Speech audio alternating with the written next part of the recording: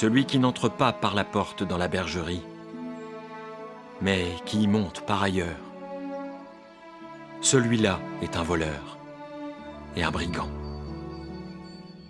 Mais celui qui entre par la porte est le berger des brebis. Le portier lui ouvre et les brebis entendent sa voix. Il appelle par leur nom les brebis qui lui appartiennent et il les conduit dehors. Lorsqu'il a fait sortir toutes ses propres brebis, il marche devant elles. Et les brebis le suivent parce qu'elles connaissent sa voix. Elles ne suivront point un étranger, mais elles fuiront loin de lui parce qu'elles ne connaissent pas la voix des étrangers. En vérité, je vous le dis, je suis la porte des brebis. Tous ceux qui sont venus avant moi sont des voleurs et des brigands, mais les brebis ne les ont point écoutés. Je suis la porte. Si quelqu'un entre par moi, il sera sauvé. Il entrera, il sortira et trouvera des pâturages. Le voleur ne vient que pour dérober, égorger et détruire. Moi, je suis venu afin que les brebis aient la vie et qu'elles soient dans l'abondance. Je suis le bon berger. Le bon berger donne sa vie pour ses brebis. Mais le mercenaire, qui n'est pas le berger et à qui n'appartiennent pas les brebis, voit venir le loup, abandonne les brebis et prend la fuite.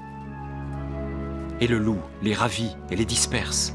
Le mercenaire s'enfuit parce qu'il est mercenaire et qu'il ne se met point en peine des brebis. Je suis le bon berger. Je connais mes brebis et elles me connaissent. Comme le Père me connaît et comme je connais le Père, et je donne ma vie pour mes brebis. J'ai encore d'autres brebis qui ne sont pas de cette bergerie. Celles-là, il faut que je les amène, elles entendront ma voix. Et il y aura un seul troupeau, un seul berger. Le Père m'aime parce que je donne ma vie, afin de la reprendre. Personne ne me l'ôte, mais je la donne de moi-même. J'ai le pouvoir de la donner et j'ai le pouvoir de la reprendre.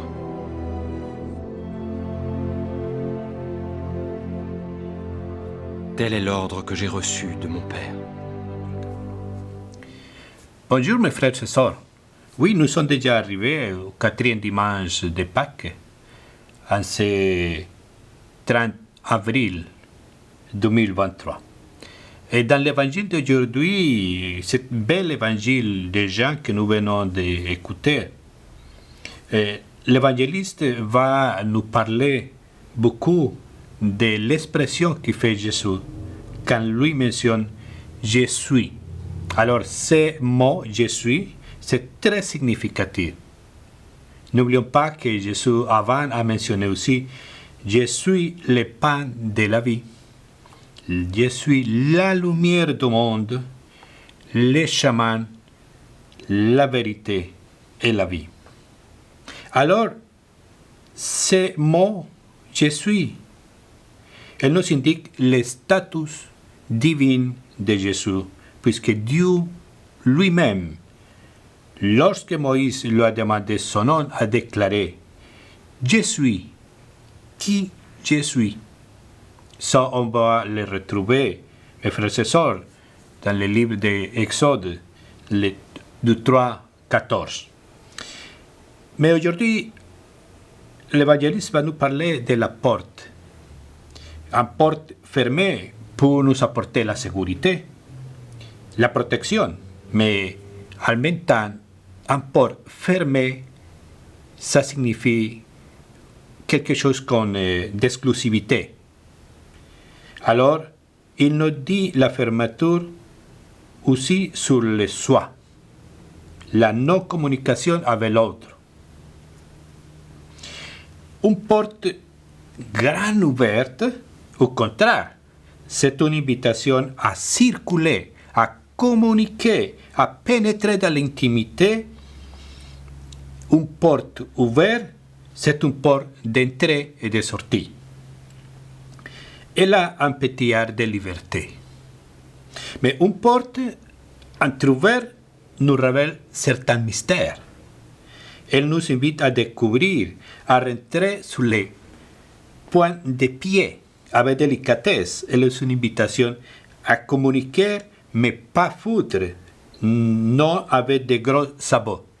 Alors, si on va rentrer à la maison et que la porte était un peu entrouverte, oh là là, il y a quelque chose de mystérieux qui ne marche pas tellement bien. Alors, c'est avec délicatesse qu'est-ce qui s'est passé, tout ça. Alors, mais la représentation aujourd'hui et les images que Jésus utilise vont nous montrer vraiment le visage de Dieu. Ceci, c'est le visage, l'image qu'utilise quand Jésus dit qu'il est la porte des vraies vies. Ces auditeurs sont conscients que ces portes, c'est Dieu même qui se présente comme le berger. Et nous le trouvons dans l'Ancien Testament, et notamment dans ces merveilleux psaumes, les 22, qui va nous donner l'idée d'un bon berger, attentif à ses vraies vies, et encore plus pertinent quand on sait que les coutumes voulaient que le berger lui-même dormait accroupi à l'entrée de la bergerie. Autrement dit, le berger, il est vigilant. Il était littéralement la porte. Alors c'est Jésus même, quand nous manifeste je suis la porte de la bergerie. C'est Jésus même qui dorme à côté de notre porte, qui est vigilant et qui est même la porte de notre vie. La porte de vraie vie, alors mes frères et sœurs, nous invite à la liberté. La vraie vie n'est pas pure, aucun danger. Les troupeaux qui écoutent la voix de leur maître, ils pouvaient aller, venir, l'écouter, écouter la voix qui les appelle à chacun pour son nom, comme le Seigneur nous appelle à chacun de nous pour notre propre nom. Et puis, Jésus se nomme lui-même la porte qui va nous donner la salut et la vie. Mais attention, ce n'est pas n'importe quel type de vie. Le Seigneur va nous dire la vie et la vie en abondance. Moi, je suis venu pour que la vraie vie est la vie en abondance, qui nous dit. Cette très belle phrase, nous la retrouvons particulièrement dans l'évangile de Jean.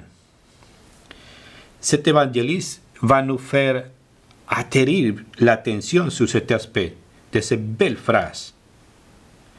Nous avons aussi une image absolue de liberté et de sécurité qui nous donne la certitude de la grâce du Seigneur. La vraie vie ne manque pas absolument de rien. Elle est accompagnée toute sa vie pour la bonté, la miséricorde et la grâce du Seigneur. Alors, mes frères et sœurs, demandons le Seigneur que soit lui notre berger, que soit lui qui nous appelle pour notre nom. Nous te rendons grâce, ô bon pasteur, de nous accompagner sur nos chemins. Donne-nous de savoir reconnaître ta voix à travers les événements de tous les jours. Jésus, bon pasteur, tu viens à nous chaque matin dans la prière pour que nous naissions de toi.